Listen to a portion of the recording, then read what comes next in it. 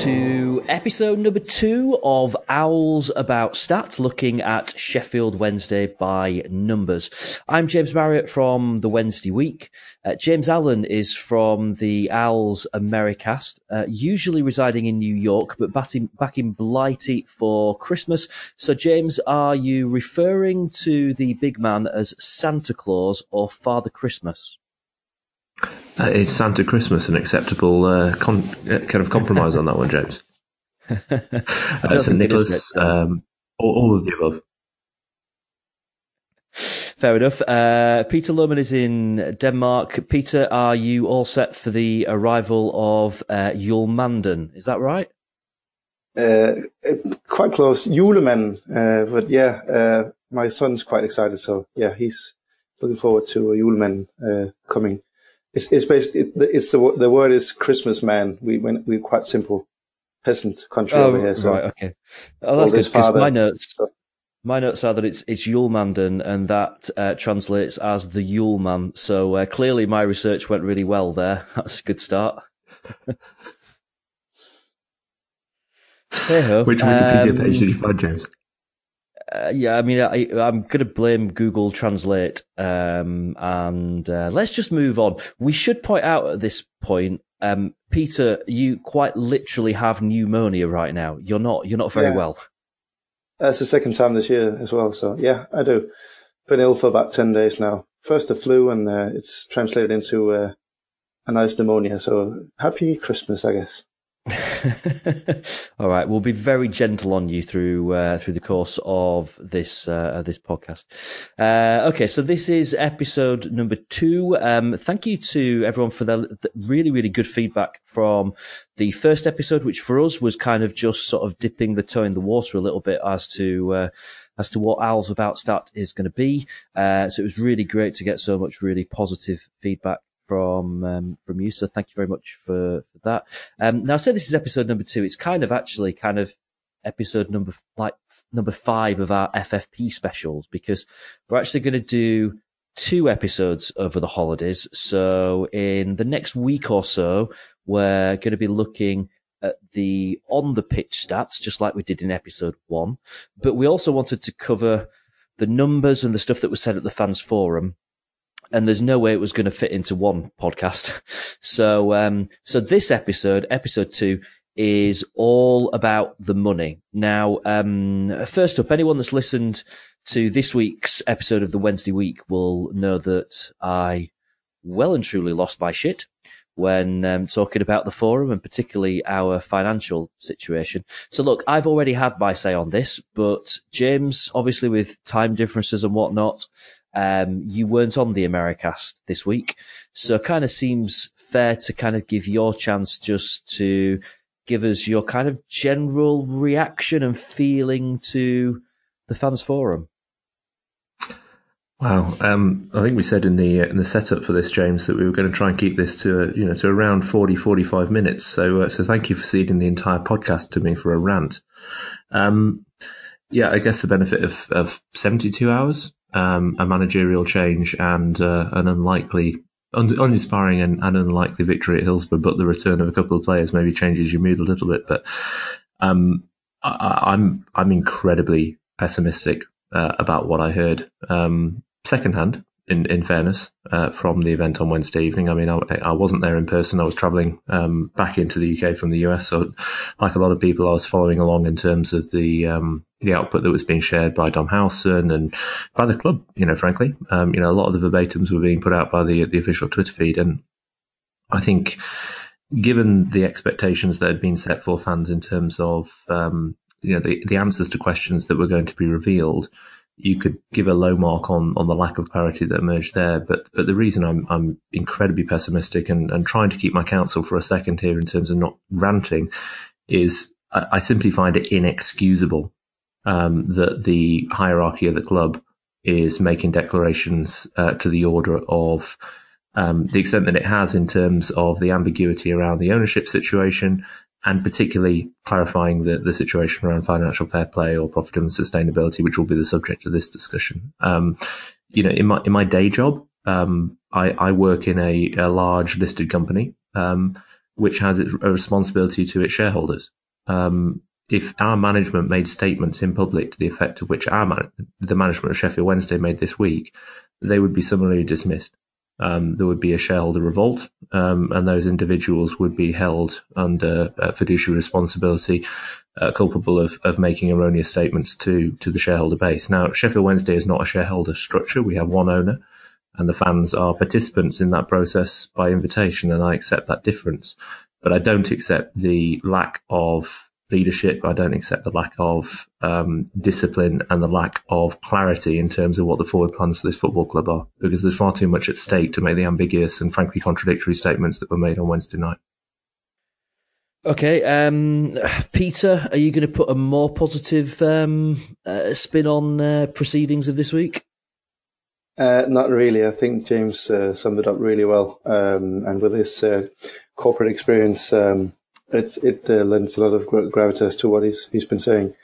It was just, I was against the idea of having a fans forum on the premise that the previous ones we've had, Chansiri has not really been forthcoming with the truth or any details. And I mean, this time the extent of the frustrations around the club and the fans was so high. So, I mean, his demeanor was only going to antagonize people, and that's exactly what happened. And it was just, it was a car crash from the beginning to the end, and it was. I mean, you could see from on Twitter as well, people commenting that Katrin Mier was face palming next to Chansiri when he was saying certain things, and it's just.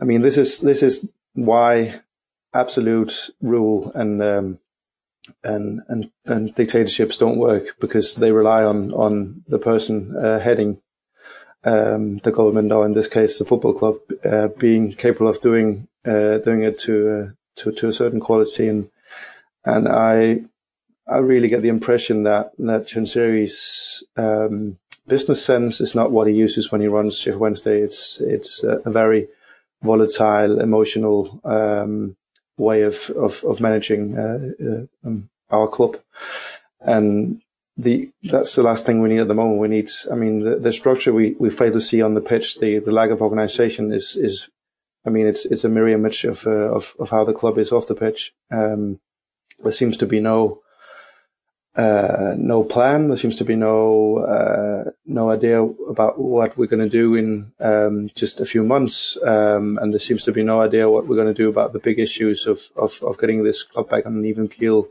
financially, with regards to the profitability and sustainability rules. So in that case, it would be better to just put out a statement on the website with some facts that Chansiri wanted us to reveal to us, and.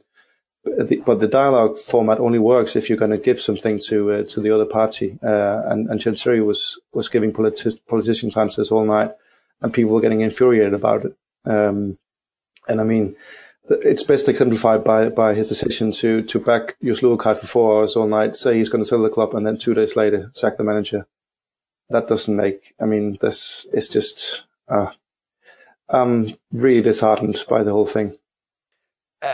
Between the three of us, I mean, obviously, my feelings about it have been pretty clear, and I had to give myself a bit of a talking to earlier on today, because I realised that on Twitter I've just been kind of whinging, and I can't really help it, because it's how I feel, and it's like watching a car crash in slow motion happening in front of you, and you're kind of powerless to do anything and to stop it, really. But between the three of us, is there anything positive that we heard from Wednesday night? I know a lot of fans talked about how well Catherine Mier kind of came across and spoke, which I think is something that we've heard before at other kind of forums and meetings and things like that. But you get the impression that she's not all that involved in the day-to-day running, certainly of the financial side of things. I mean, James, obviously, you touched on kind of there, and your job and what you do.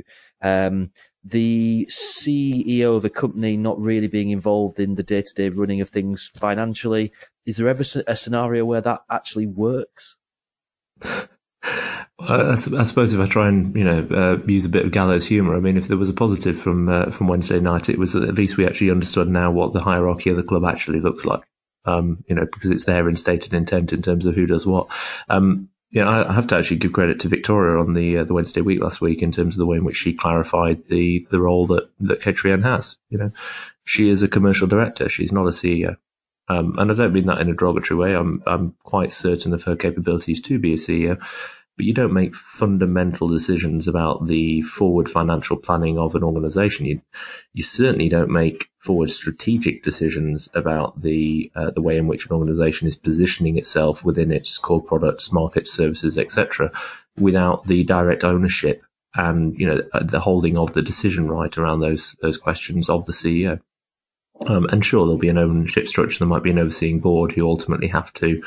The CEO has to take those recommendations too, and that will have a further level of oversight, but you don't leave them out of the process entirely. And so the fact that by her verbiage, she is not involved in the football side, she is not involved in the FFP deliberations now, and is focusing primarily on activities as relates to the commercial organisation, particularly retail and obviously the new store in Meadow Hall, the fan park, etc.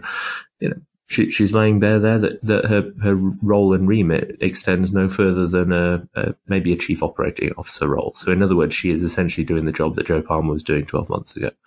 And the chairman, Mr. Chansiri, is acting as both chairman and CEO. And that clarification is to some extent welcome because it takes away the pretense that we have a more healthy operating structure going on at management level inside the club. So, I do give her credit for the advances that she's made there. And I get the impression that also the work that she's been doing with the young academy players, getting players onto contracts, clearly will stand the club in good stead in the future. But you cannot, in my opinion, have a situation where the CEO is excluded from the fundamental financial decision-making, planning and strategic planning of an organisation. That just makes no sense. Okay, so the kind of the heading that I've got written down for us to talk about now, with reference to the fans forum, is FFP. What did we learn? As ever with these kind of meetings, the forum was a bit void in the way of specifics. It was kind of void in the way of things that were really vague, to be honest. It was kind of a whole new level of unspecifics. But, Peter, obviously, I know you were following things quite closely on Wednesday evening. What do you kind of think that we learned from things? There was this kind of, this thing knocking around about an eight-figure £1 million loss. What are you kind of taking from what was talked about on Wednesday? To be totally honest, I actually think what we could glean from the comments made sort of confirmed what the three of us have discussed on the podcast before. Because the club said this in the previous fans forum as well, which was also reported on Twitter, that for us to comply with their profitability and sustainability for the end of the season, for the 3 seasons leading up to that, we'd have to break even this season, which is which means we have to get to about £50 million that we need to raise in transfer funds or saved wages before the end of this season. And that's still the figure that I'm going with from the calculations that I've done, and that's certainly the same as an 8-figure sum. So I think in many ways it's just confirmed for me that we have a lot of work to do. But some of the things that Chansiri said on the subject was worrying in the regard that he claimed to, I think there was actually a direct quote where he said, talked something about so-called experts, and there have been a few who've mentioned he might have been referring to the three of us. I've no idea whether that's true or not, but he also said categorically that he knows more about FFP than anyone else. But for him to then claim that there's nothing to worry about, and then that he's thinking about how to fix the situation, tells me that his confidence in his own ability is probably a bit misplaced at this point, because what needs to happen is a player sales of a high magnitude, and he's not really sounding like he's wanting to do that, or that he realized that he has to sell players, because he said at some point, and this might well have been lost in translation, he said at some point that that player sales won't help the FFP situation, which is categorically not true. I think he was just lost in translation, and he was trying to say that he couldn't sell enough players or for enough money to solve the problem. That might have been his point. But the way I see it, £50 million is something we would be capable of raising with the sale of some of our best players.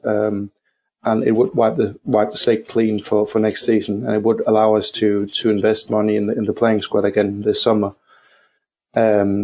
So I mean, it was more smoke and more fog than it was clarity, but it confirms that this inaction over this problem, because I mean, we foresaw this problem around a year ago, didn't we?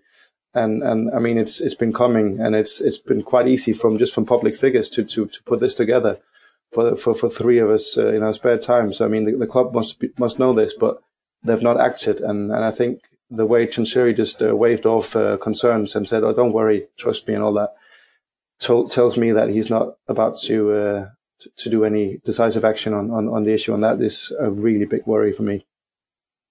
Peter, if you don't mind, I'm just going to pick up on a couple of points you made there, because I think it's really enlightening just the context in which you take a few of those comments. And by the way, your earlier statement in terms of the fact that, perhaps this podcast, or at least other podcasts or other statements around this issue, were cited as not having all the information. Well, no, we don't. We're fans trying to piece together what we can find from public. So of course the club has the right and proper information, and I'm sure that some of our assertions, some of our numbers, perhaps require some rounding or some adjustment. We're very, very aware of that. But I think we've correctly asserted the position that we've been in. At times it's been worse. We didn't frankly think that we would be in an embargo earlier this year. So, his point is understood, but what I would say is this, given that apparently, we are listened to, and I think the gloves are off in some respects in what we're saying directly to the chairman in that context.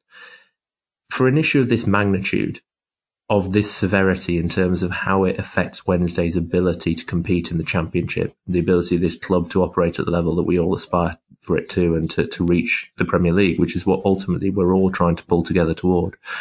To suggest that only one person who spends half his time outside the country and working on other businesses can find the answers to this incalculably complex problem is absurd. Any other organisation, any other football club, and I'm certainly sure this applies for Birmingham or QPR in the past, or others who've inferred this, they have a team working on it. They have lawyers, they have accountants, they have managerial teams, they have strategists. That they're all working together to try and solve this problem, and they're accepting of the reality, which is that this is not about your ability to spend, it's about how much you are allowed to spend by the league. And it seems to me that Mr. Chansiri's responses all come back to the same point, which is ultimately a protest about the fact that he is not allowed to spend his money on this club. And I understand the emotional challenge that presents, and I'm grateful for the fact that he wants to continue investing his money in the club, at least until he's prepared to sell it. But it just simply isn't reality. The reality is we have to operate within the means that we're allowed by the Championship. And to try and get around that through the whims of one man, as opposed to inviting the best brains that the club has to offer, and potentially more broadly the club can access, is irresponsible in my mind. The thing that really annoyed me, and as I pointed out earlier, I've kind of already had my rant about this, and I don't really want to kind of go over all ground, but it's just, how do we not see this coming? We obviously recorded a podcast after the last kind of fans forum of this sort. And, it seemed at that one that the strategy, Sheffield Wednesday strategy, seemed to be, well, we'll just have to get promoted, because if we don't, then we're going to have a problem. And it was pretty obvious to the majority of fans that promotion this season probably wasn't a realistic aim. And you kind of sit there thinking, well, they've got to have abandoned that plan. They've got to be coming up with other ideas and other ways of doing it. And here we are, literally like a week and a bit away now from January, and we we have no plan at all, and it's insane. Peter, this is a question for you. I realised chatting to some people in the pub on Saturday before the game. So, we've got a certain amount of money that we have to raise. Am I right in thinking that January is our last chance to do that? And we can't wait until the summer and then decide to sell players, because the way that, P&S accounts and everything work is they'll already been calculated by then. So it's kind of, is it January or bust for us when it comes to P&S? Thankfully not, no. There is a provision in the P&S rules that says you can sell players until the next season begin, and then you can, even though it's a new financial year, you can actually add on to the previous year's accounts with the transfer fees you receive.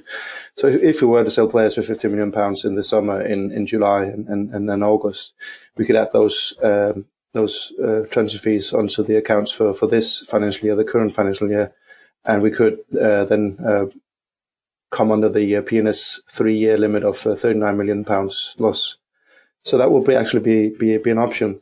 The obvious issue, though, is, and this only requires a very basic understanding of economics, that if you wait until the last moment to sell something and having to raise money, the buyers will obviously not offer you as much money for the assets they're buying. So if we were to forego any activity in the January window, and banking on doing our business in July and August instead, we'd quite likely receive less for our players, and we'd have to sell more players in order to raise the money. And the other issue is there is some research done into, I think I mentioned this before on our podcast, there's some research done into the prices that are paid in January windows as opposed to summer windows. And the prices tend to be about 10-15% higher in the January window, which makes sense given that clubs at that point some clubs will be in relegation danger, other clubs will be pushing for promotion or to win the championship or whatever. So they're more desperate to sign players, whereas in the summer there's more calm about the club and they're not during a season. So if we want to get the max out of the players, everything points to being able to having to do business during the January window. So I'd strongly advise against waiting till the summer. It'll be a bit like me at university when I had to do assignments and doing them at the last moment, and the quality is always affected by doing stuff at the last minute and the last night before. Peter, I take issue with that. My assignments were always done at the last minute, and once in a while they were okay. But yeah, they were a bit hit and miss along the way. So I think that's a fair analogy. But there's another reason as well, which says get this done now, even if we have got the opportunity to make trades in the summer, which is this team is not getting promoted this year. Let's just be realistic about where we are in this season. Start the bloodletting now, start the squad turnover now, make progress as soon as possible in order to change around the infrastructure and the footballing side of this club, because then, maybe we'll be in a healthier situation sooner.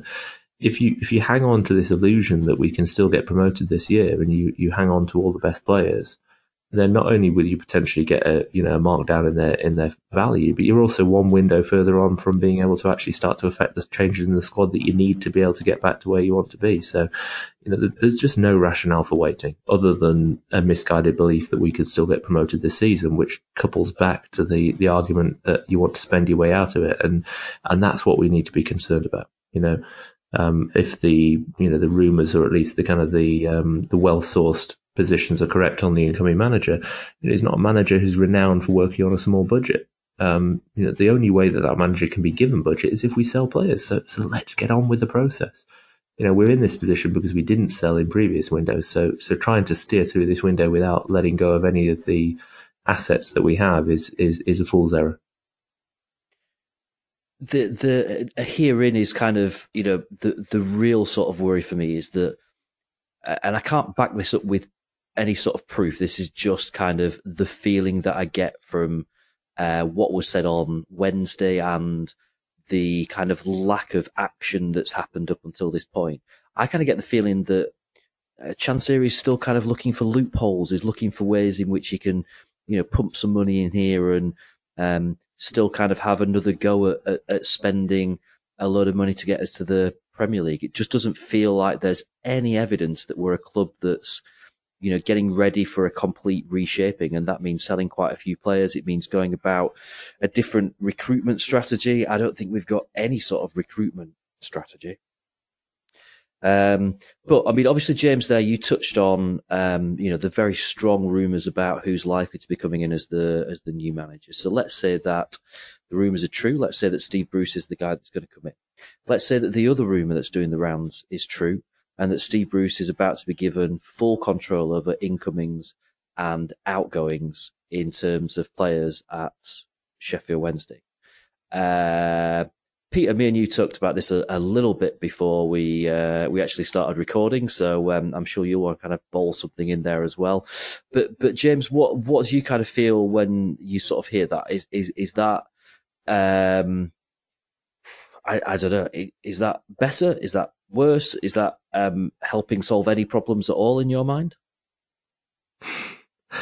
Well, I mean, if you're free of financial restrictions, then it allows a manager free rein. That's probably better to some extent than being subservient to the whims of a bunch of nebulous advisors.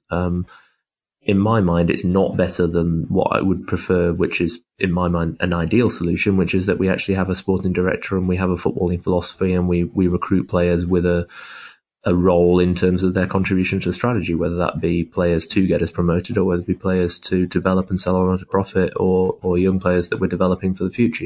I just want to know where the component parts fit. So I'm fearful of that from the way you described Bruce. Slightly more offhand. When we played Villa down at Villa Park earlier in the season, I think they had Jelinek playing left back or centre back. So apparently giving him free control of transfers doesn't necessarily lead to having all the right people in the right places. And I think they had a bench of like 12 wingers. So we may be in for a little bit of a bumpy ride as the squad is reshapen. But the fundamental point is, how do you give a manager complete free rein when you're in a corner on profit and sustainability, when you have to make decisions that ultimately affect the financial sustainability and future of this football club?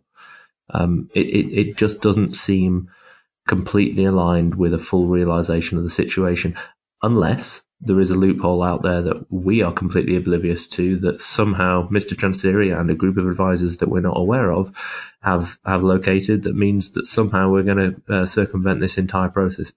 That seems like dream territory as opposed to cold hard reality, but we'll see. Okay, you touched on loopholes. Let's talk about, not necessarily loopholes, but let's talk about potential strategies. Let's talk about the kind of things that can happen from here on in. And obviously, something that we've talked about a lot, one of those options, I guess the one that I think probably all three of us see as being the best option and probably the only real option, is selling players. Peter, are there any other options? What other things do we have at our disposal as a club that can get us out of this situation? Now, some of this is stuff we've already covered before, but it's still things that we're being asked about on Twitter, so I think it's fair that we kind of address them. So, number one then, what happens now is that DC sells the naming rights for Hillsborough as a sponsorship deal to, I don't know, himself or to Thai Union Foods for £25 million, and all is well. We rename Hillsborough the Thai Union Foods Stadium, and we've got a load of money in the bank. Any reason that we can't do that?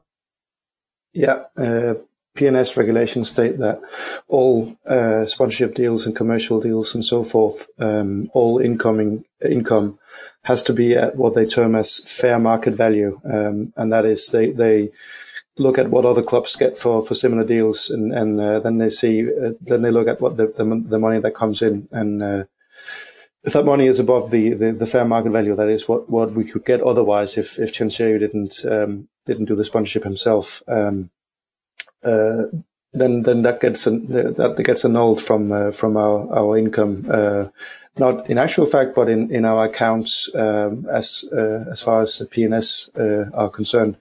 So it wouldn't affect our ability, because our issue isn't the issue that Villa had earlier this season was they couldn't get any actual cash into the club because capital capital from China couldn't move to the UK, but as far as we understand it, Chancery has plenty of capital and he can move that to the club. But we can't spend the money, as James touched on earlier as well. So it wouldn't solve anything, because the fair market value of naming rights of an existing stadium with the troubled history that Hillsborough does have are probably around £200,000 or £300,000, which is absolutely nothing. So it wouldn't accomplish anything. I mean, it's the wages of the players for a couple of days, something like that. So it wouldn't make any sense to do that, especially because we probably also see quite a few fans getting upset about the stadium being renamed and so on. So that's not an option, unfortunately. And if you look at like other loopholes, I mean, there are clubs that are trying to be creative with regards to this. I know Derby. I'm neither a legal profession or an accounting profession, so I don't understand this in its entirety. But I've read about Derby's structure, and I think they have something like other companies set up where they try to move some of the costs to and all that. But I think with the new during the old rules, the old FFP rules, you could probably do that. But with the new PNS rules, where you have to send in your accounts beforehand, provisional accounts beforehand, which we did in March, which meant we went into a transfer embargo. Now that you have to do that, I think those sort of loopholes have also been unravelled, and you can't do that anymore. The only options that are available to us now are if Chancery sells the club to someone like Red Bull, for instance, which has been rumoured in the past few weeks, or the Pozzo family who owns Watford and Granada and Udinese in Italy. That is a group that owns more than one club. Manchester City also own a lot of clubs in New York and Melbourne and so on. What they've done with with UEFA's FFP rules is they've moved a lot of their staff costs, not the players, but scouting, analytics, academy, and all that. They've moved a lot of those costs to the other clubs in the club network. So they've effectively reduced their cost base, which means they've reduced the loss they're making. But that would require Chancery to buy another club or buy other clubs in plural, and for him to have the money to do that, and for him to have the because it would take a while to do this. It wouldn't be something we could just whip up over Christmas and then we have a lot of money to spend in a January transfer window. And it will also require a lot more cash than he's invested so far. And by my estimates, he's invested around £100 million already, and he's not even 4 years into his reign. I mean, I can't really see any other options than a club network. Whether that is us setting up a club network with Chancery heading the different clubs in the club network, or whether that's Chancery, as he threatened to do on the night of the Fans Forum, selling the club to maybe a club network or consortium working with a club network, and then the network effectively reduce our costs by free transferring players to us, or transferring the costs of those players or of the staff we have, the off-pitch staff we have, to that cost base instead. In let's say it's Red Bull to the club they have in Austria, or to Leipzig in Germany. So it's the only two options as far as I see it. And again, I really hope that Chancery is right, and he's a much bigger expert on this subject than any of the three of us are, and he's spotted some loophole. But I'd actually prefer us not to be looking for loopholes. I'd actually prefer us to be looking at building a club rather than just building a squad, which is a point I've touched on before. And I think this is. I don't want to break one of your hypotheses before it's even managed to get off the ground, Peter. But on the second one, in terms of the club network, I mean, if you look historically at Wednesday's accounts, before we invested in the playing staff in 2015-16, we were running a club that the operating costs led to us losing a couple of million a season. So we were by no means a lean organisation. We weren't exactly healthy, but we weren't tanking losses on an annual basis in the order of 15-20 million as we are now. almost that entire differential is driven by the playing staff. And the problem with the club network model is, unless you could take those playing costs off the books, which to the best of our knowledge you can't, that model becomes very problematic. It would certainly be advantageous for us in terms of access to a greater swathe of capabilities, maybe a much broader coaching network, scouting network, analytical network, as you said, but the ability for us to transfer costs is next to zero from my perspective. It's difficult to see how that would have any short-term impact from a P&S point of view. Clearly, from a strategic point of view, it would be great for the club. But again, we don't see that clarity of thought emerging in terms of that being a stated direction that we need to plan for. It doesn't take away from the fact that we need to take costs off the playing staff in terms of the wages that we pay and the fees that we've accumulated. The other one that a lot of people are going to be talking about, I think, over the next few weeks is going to be the idea of just selling the stadium. So whether that is some kind of thing where Chansiri kind of sells the stadium to himself or to a different kind of company that he sets up, or genuinely selling it to someone and leasing it back. How does that work? Is that something that could happen? I kind of looked up earlier about Bournemouth did it in 2005. They sold their stadium for £3.5 million and then leased it back. Yeah. There's not a huge amount of clubs that seem to have done it since. So I'm guessing there's probably something in that. If it's not something that clubs are doing all the time, then it can't magically solve an issue that a lot of clubs are facing. That's true, yeah. I think Bournemouth as well, they pay $300,000 a year to lease it, and they've tried since to buy it back as well, because they recognise it's a bad deal. The issue here is that if you did that, then the income wouldn't be at arm's length, because Chansiri would be selling the stadium. If he's selling him to himself or to his family or to Tayun Food or whatever, it's still not arm's length, because he's affecting the decision makers at the company buying the stadium. And the way I understand it, I asked some of the clever people on Twitter. I mentioned these two before on the podcast. There's a guy called Kieran Maguire, and there's another guy with a Twitter account called Swiss Ramble, and they're both accountants, and they really understand this stuff.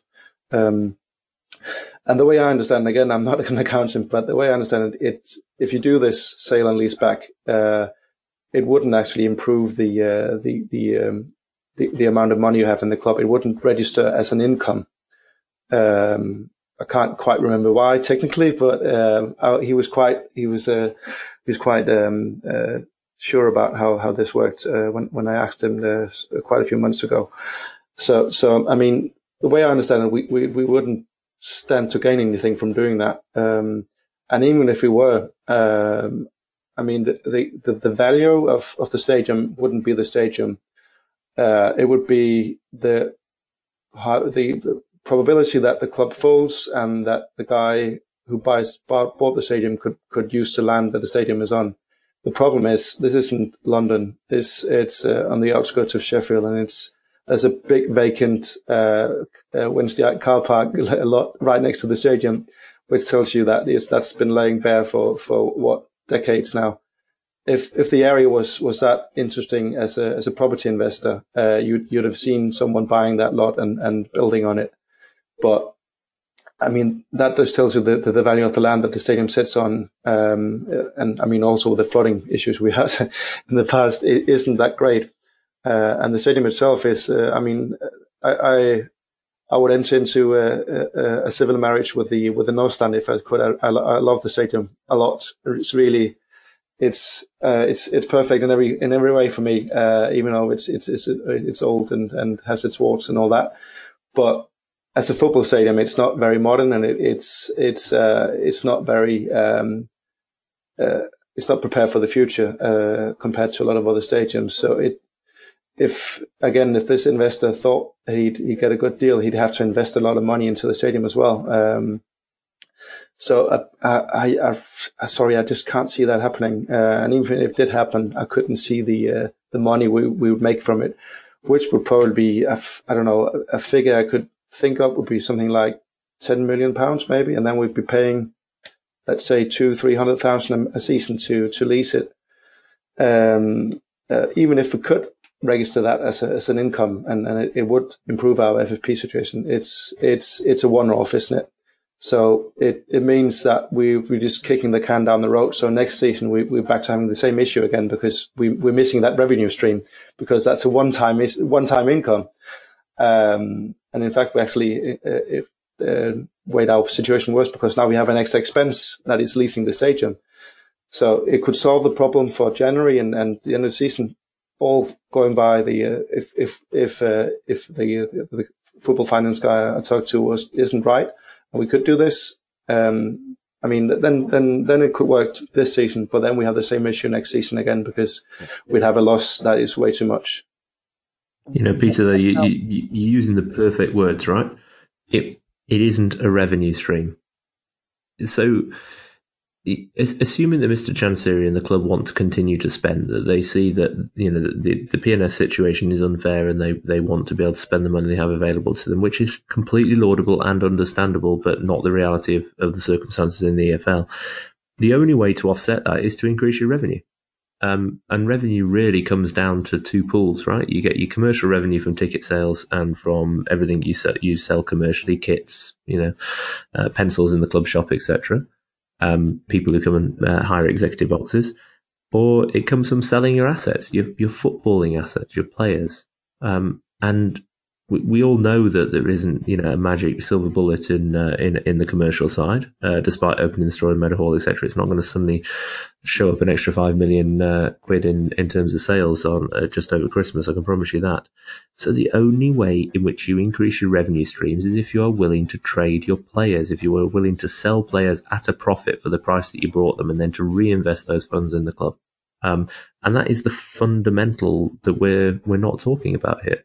Well, I mean, we're talking about it, but the club don't seem to be.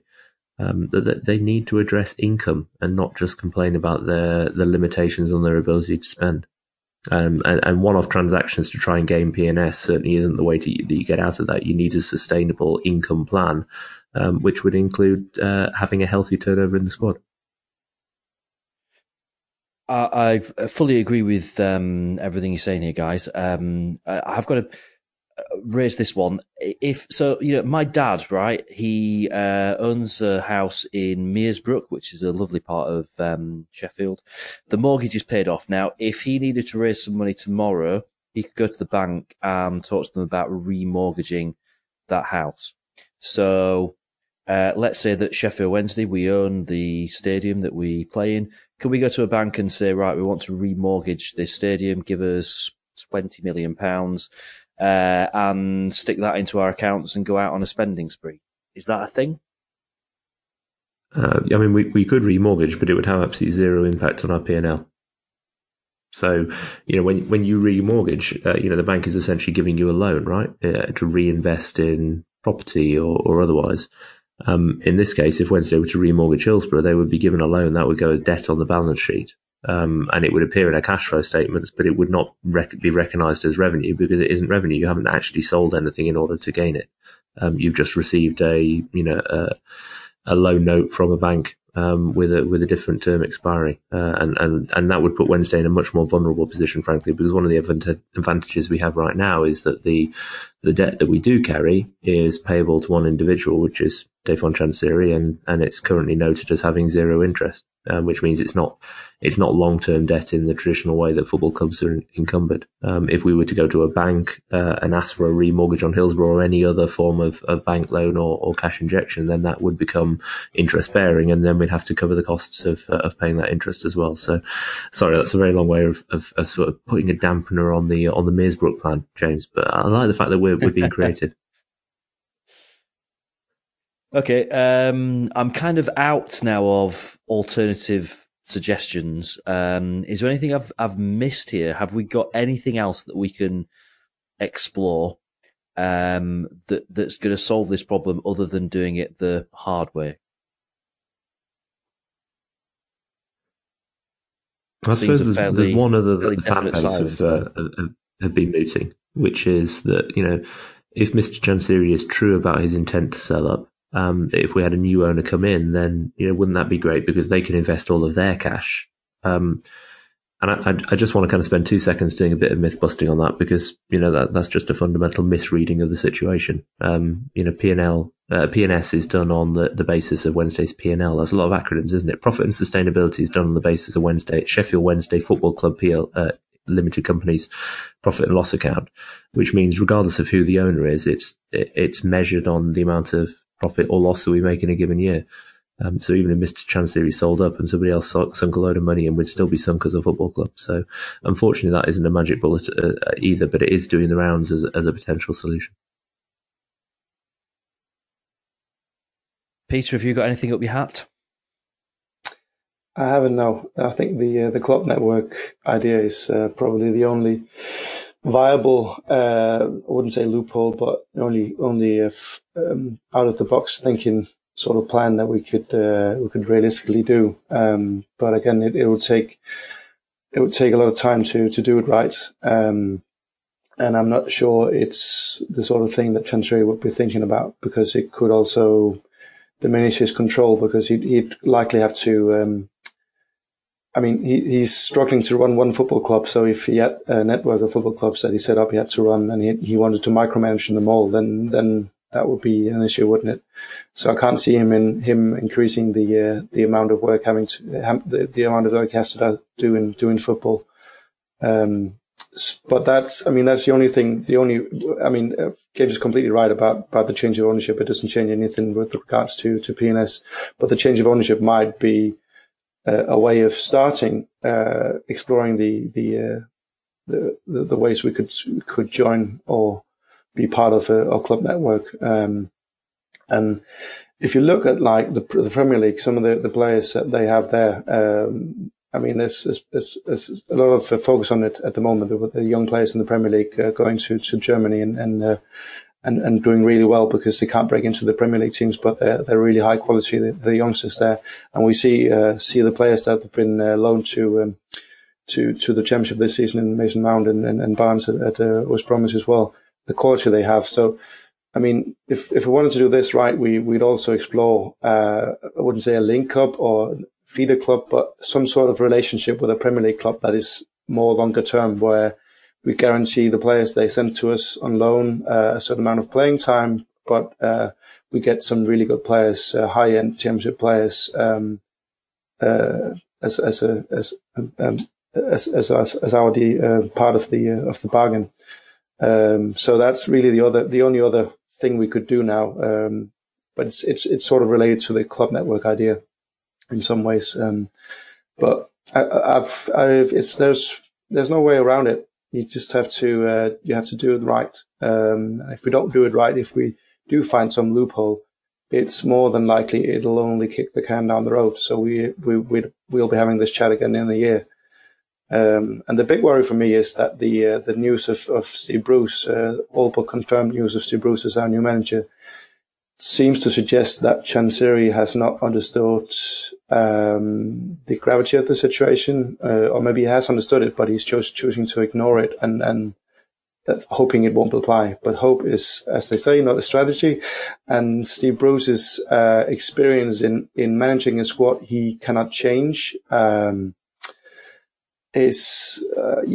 think his experience has been overvalued, and he's also not the guy. He doesn't strike me as a guy who knows a lot about tactics and organization of a team. He's been mooted as a good manager, but if he's not someone who can put structure in the team on the pitch, and we have no structure off the pitch, because he'll just be a manager, and we'll have no one to do all the other stuff at the club. I can't see how that tells you Chansiri has realized that structure and organization is something he needs to build at the club. That appointment of Bruce, that indicates to me he doesn't understand the need to do that. I realize that's on the pitch, but it reflects also on his viewpoint on how we are off the pitch, that he thinks we're fine as we are because he's doing his best, as he kept saying at the first fans forum, I'm doing my best. But to be perfectly blunt, I'm sorry, Mr. Chansiri, but your best isn't good enough. And the thing you do when you're not good enough at something is you try to change it. and the first step of that is accepting that you're not good enough and accepting you've made a mistake and trying to learn from those mistakes. And as we mentioned it before, a sporting director has to be the minimum of what we do going forward. Someone who won't be a network of advisors or a committee or whatever, but a guy who has contacts in football, who knows how to organize a football club, who knows how to get an academy working, who knows how to get everyone around a coaching staff working, and setting a direction for the club. Norwich hired Stuart Webster from Huddersfield, and there's a really good article recently about what he's done at Norwich. And Norwich were in a similar situation to us in that they were struggling with finances and struggling with a high wage cost of their squad. But look at them now. I mean, it's taken them a few seasons, but they've created an identity. They've created a trajectory for the club, and they realize how football works. You have to sell players, and that's you can't just say I want all the best toys and then keep hold of the toys. You have to part with them as a part of running a football club. Can we double down just a little bit, Peter, on that specific case? Because Stuart Webber at Norwich is kind of probably a bit strong to say one of my footballing heroes, but certainly for someone who's had an impact on two successive clubs and demonstrating their professionalism, their ability to change an entire organisation, I think he's pretty much up there, and he's a young guy as well. He's only in his mid-30s, so quite a lot to admire there. But you see what they did with appointing Daniel Farke, which was a very considered appointment in the mould of the hiring of David Wagner at Huddersfield, which Webber was behind both of those. Compare and contrast that to the manager who left Sheffield. There was a picture of him not looking too happy outside Café Ratazza in Sheffield City Station on Friday afternoon, Jos Luhukay. Now, I have no direct issue with his lineage and his history before coming to Sheffield, but it would appear that he was hired on the premise of get me one of those successful German managers, as opposed to let's be thoughtful about the type of manager that we want to bring in the type of academy situation and the type of infrastructure we want to build around the club and the way in which we're going to position the club for the next 3 to 5 years in terms of our likelihood, our ability to get promoted, which is exactly the considered approach that both Norwich and Huddersfield took. We just said, I want one of those. Go get me one. And that doesn't work, right?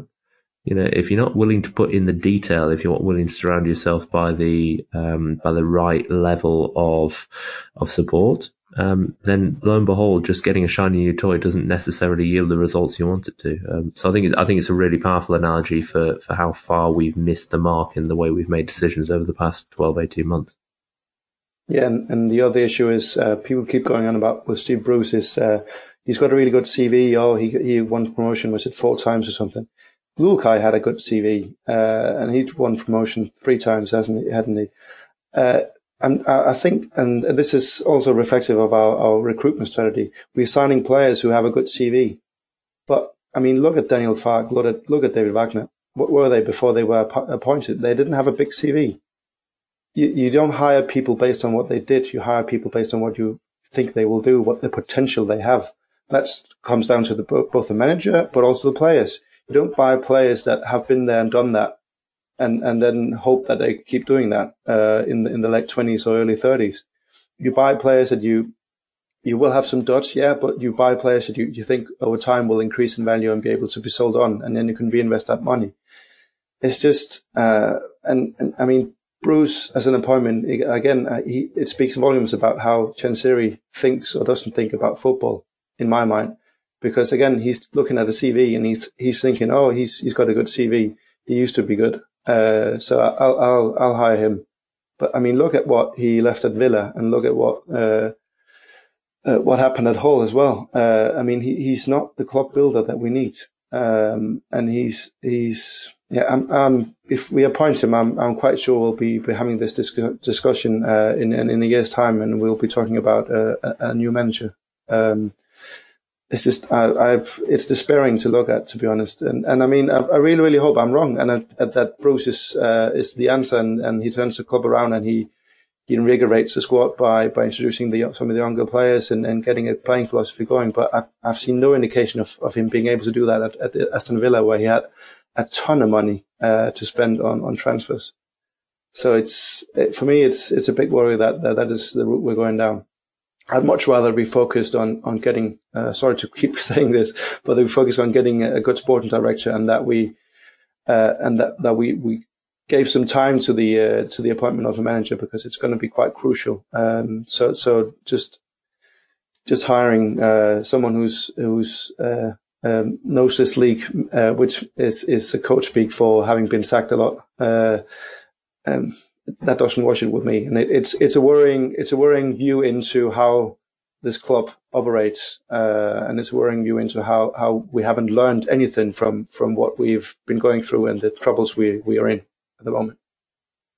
Yeah, I totally agree. I think we need a 3 to 5 year strategy, and we need to find the right manager who fits into that strategy. And we don't even have a strategy for January, so let alone 3 to 5 years. It just Steve Bruce to me just sort of seems a little bit like just throwing a bit more shit on a wall and seeing what happens. And maybe it will stick, maybe he'll do a really good job. But Peter, I fear your prediction there of the fact that in 12 months' time we're going to be start having similar sort of conversations about, oh well, this one's not worked out, what's next?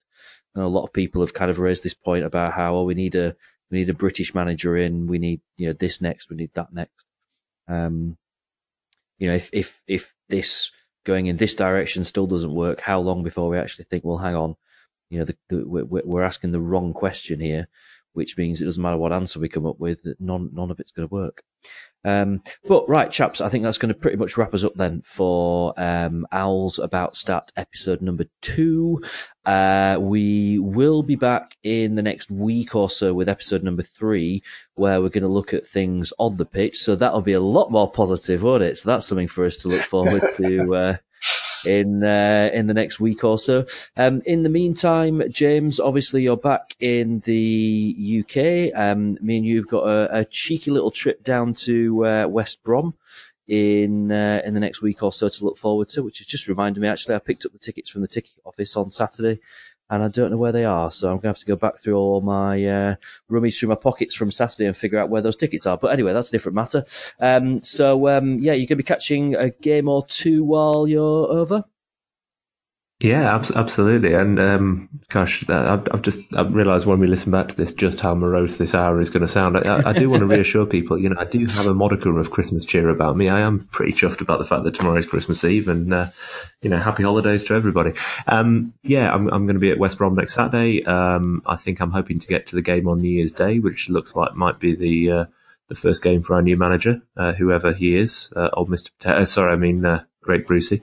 Looking forward to spending a bit of time around Wednesday. And the one thing I will say is, when you put all the numbers to one side, you put all the financial, in their place the way we have done just now, nothing beats a positive Hillsborough. And if a change of manager and a few results going in the right direction over the Christmas period could maybe give us a little bit of that back, then we'll work on the sustainability issues in the background. So hopefully I'll get to experience a bit of that alongside quite a lot of Christmas beers with yourself, James. Sounds like a plan. Peter, obviously you're not over for Christmas. I guess you'll be spending most of it probably in bed, nursing your actual real life pneumonia. I hope you feel a little bit better. I found this quite interesting, Peter. You're telling me that Christmas in Denmark works slightly differently, that you do presents on Christmas Eve. Yeah, we do. It's tomorrow night. It's a big thing. So to avoid the kids having an absolute meltdown about opening presents way past their bedtime and being even more annoying than they are usually, we'll probably be phasing in the presents during the day as well.